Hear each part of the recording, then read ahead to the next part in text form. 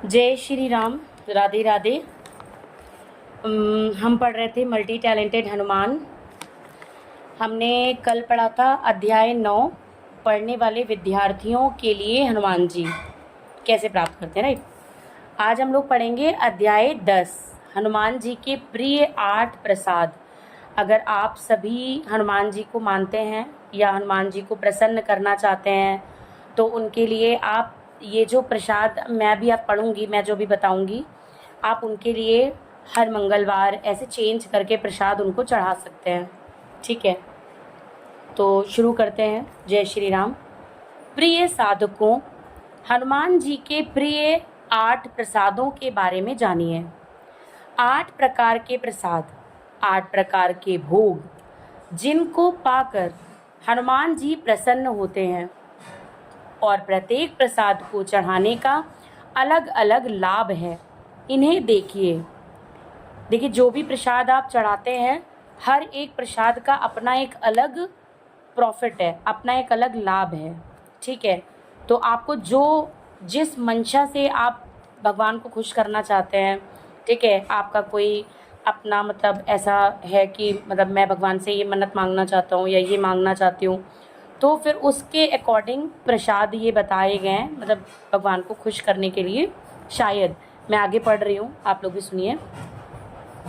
Number 1, Hanuman ji का प्रथम प्रिय प्रसाद गुड़ और चना है। हनुमान जी के प्रिय प्रसादों में प्रथम है गुड़ और चना। क्लेश शांत करने हेतु भुने हुए चने और पवित्र गुड़ स्वच्छ पवित्र बर्तन में अथवा पत्तल में कोई भी साधक श्रद्धा भाव से चढ़ाता है तो उसके घर का क्लेश शांत हो जाता है।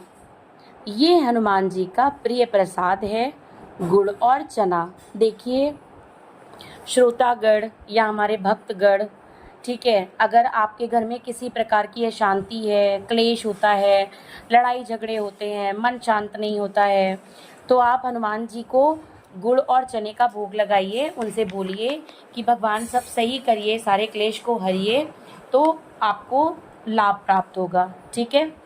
नंबर 2, हनुमान जी का दूसरा प्रिय प्रसाद चूरमा के लड्डू। हनुमान जी का दूसरा प्रिय प्रसाद है चूरमा के लड्डू।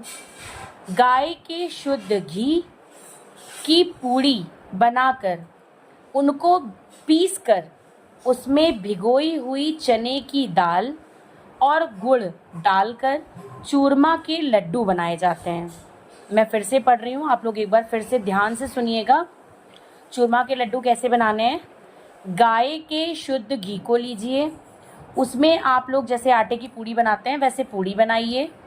उस पूड़ी को बनाने के बाद उसको मीस लीजिए, ठीक है, बिल्कुल आप एकदम आटे जैसा उसको कर लीजिए मीस कर। उसमें भिगोई हुई चने की दाल भिगोकर उसमें मिक्स करना है और गुड़ डालकर, ठीक है, चूरमा के लड्डू सारी चीज़ें पिस जानी चाहिए और फिर लड्डू की तरह से उसको बना लेना है। जो कोई चूरमा के लड्डू बनाकर हनुमान जी को चढ़ाता है तो उसका फल पाता है। अब उसका फल क्या है? यदि कोई बच्चा डिप्रेशन में हो, स्ट्रेस में हो, गुमसुम रहता हो, उस बच्चे के नाम से अगर 11 शनिवार मंगलवार इस प्रसाद को चढ़ाकर उस बच्चे को पवा दें तो उस बच्चे का मन प्रसन्न रहने लगता है और घर में प्रसन्नता छा जाती है। तो अगर आपके बच्चे को किसी प्रकार का स्ट्रेस है, परेशान है, वो बच्चा गुमसुम है, डिप्रेशन में है, क्योंकि बच्चों को नहीं पता होता है ना कि डिप्रेशन क्या है या किस बात का स्ट्रेस है, वो तो बच्चे हैं, उनको तो पता नहीं है, पर आपको पता चलता है। तो आप उनके नाम से ये लड्डू, चूरमा के लड्डू बनाइए और हनुमान जी को प्रसाद चढ़ाइए और उसी प्रसाद को उस बच्चे को खिला दें। घर में प्रसन्नता आएगी और बच्चा भी प्रसन्न रहेगा। तीसरा क्या है? हनुमान जी का तीसरा प्रिय प्रसाद है पान का बीड़ा। हनुमान जी को मीठा पान बहुत ही प्रिय है। कोई भी साधक हनुमान जी को शुद्ध मीठा पान चढ़ाए, जिसमें सुपारी, तंबाकू आदि का प्रयोग ना किया जावे, लाल लंगोटा, हाथ में सोटा, मुख में बीड़ा पान, बागेश्वर वाले हनुमान, बागेश्वर वाले हनुमान।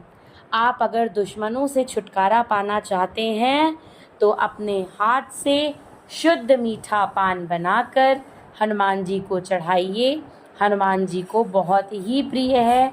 इसको चढ़ाने से दुश्मनों से छुटकारा मिलता है। कभी कभी हमें पता नहीं होता है कि हमारे दुश्मन हैं, क्योंकि हम किसी का बुरा नहीं कर रहे हैं तो हमें लगता है कि शायद हमारा ही क्यों कोई बुरा करेगा, ठीक है। लेकिन मुझे ऐसा लगता है, ये मैं अपने विचार से ऐसा कहना चाह रही हूँ कि सबको कुछ दिन के लिए, मतलब 2 या 3 ऐसे ही मंगलवार हर पान का बीड़ा ज़रूर चढ़ाना चाहिए, ठीक है। अगर आपको पता भी नहीं है और दुनिया में दुश्मन है तो उनसे छुटकारा मिल ही जाएगा, ठीक है। अगला है चौथा, हनुमान जी का चौथा प्रिय प्रसाद केसर का भात। अब केसर का भात कैसे बनता है? सबको पता है, भात से चावल, यानी कि मीठा चावल बनता होगा। भात कहते हैं चावल को। कोई भी व्यक्ति पवित्र भाव से अपने हाथ से भात बनाकर उसमें केसर डालकर हनुमान जी को भोग लगाता है, वह भोग जिसकी कुंडली में मंगल दोष है उसको पवाता है या खिलाता है तो कुंडली का मंगल दोष शांत हो जाता है।